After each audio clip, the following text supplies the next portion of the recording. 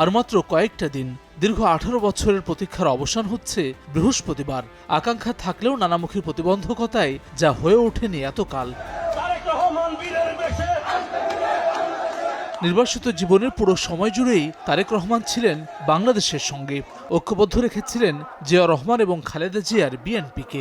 জুলাই অভ্যুত্থানের পুরোটা সময় জুড়েই ছিলেন সক্রিয়। 5 আগস্ট পরবর্তী বাস্তবতায় নেতাকর্মীরা অপেক্ষায় ছিলেন তারেক রহমানের প্রত্যাবর্তনের। সব সমীকরণ পাশ কাটিয়ে অবশেষে তারেক রহমানের দেশে ফেরার খবরে আপ্লুত এসব নেতাকর্মীরা।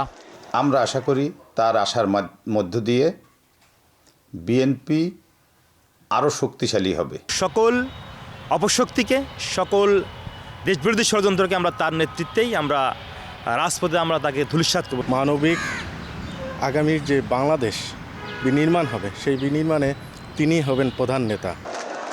ত্রয়োদশ জাতীয় সংসদ নির্বাচনের মাস দেড়েক আগে তারেক রহমানের প্রত্যাবর্তন ঘিরে বিস্তারিত পরিকল্পনা বিএনপির। দেশে ফিরে মানুষের দুয়ারে যাবেন বিএনপির ভারপ্রাপ্ত চেয়ারম্যান।